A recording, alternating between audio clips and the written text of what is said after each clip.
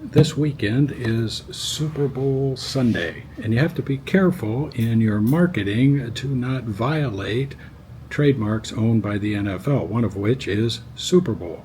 Super Sunday is another. And they have close to 100 other trademarks that you could violate. And even though you want to take advantage of all the excitement around the Super Bowl, you have to be careful in your marketing not to violate those trademarks.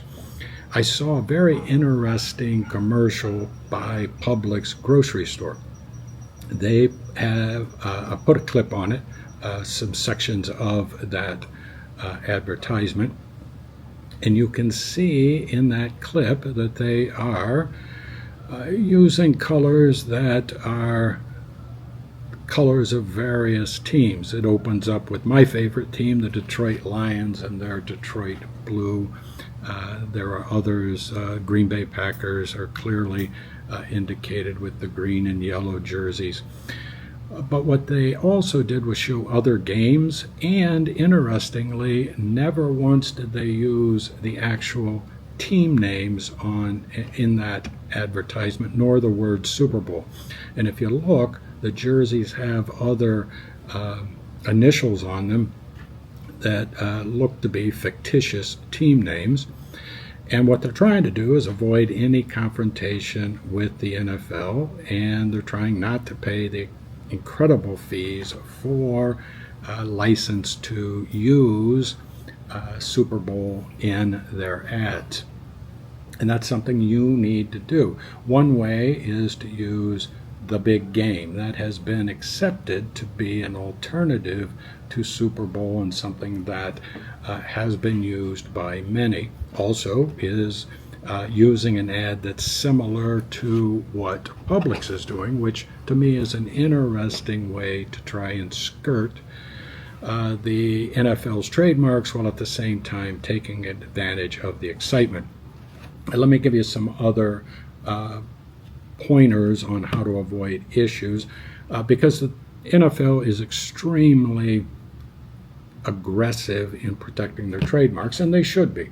They're valuable trademarks. They make a lot of money off the Super Bowl in licensing companies to use the trademark Super Bowl, Super Sunday, and to associate themselves with the Super Bowl.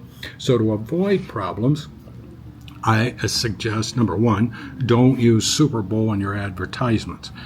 Instead, use generic terms like the big game or the championship. Steer clear of NFL trade names and logos. Don't use official team branding in your marketing materials. Don't imply sponsorship. Don't use messaging suggesting an affiliation with the NFL or its teams without authorization. You could follow Publix's example. I think that's a good attempt to get around the issue, but still imply a relationship to the Super Bowl. That would be using football-related themes and colors without infringing on the trademarks. And then lastly, you could attempt to get a license, but historically the NFL only wants to license major brands, frankly, because of the costs involved. The Super Bowl presents a huge opportunity for businesses to attract customers. However, the legal risks of using the term in marketing is substantial. By adopting a cautious approach, you can engage customers without putting your business at risk, play it safe, and avoid unnecessary penalties while capitalizing on the excitement of the Super Bowl season. If you like this video, please give me a like, subscribe. I do these videos on a regular basis and always talk about intellectual property issues that are related to businesses.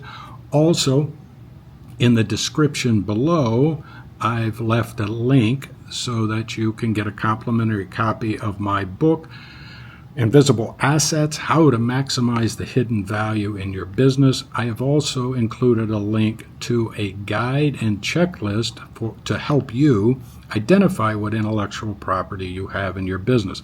Intellectual property has never been more valuable to businesses. In fact, it may be one of the most valuable, if not the most valuable asset that you have. Thank you, and enjoy the game, and stay out of trouble with the NFL.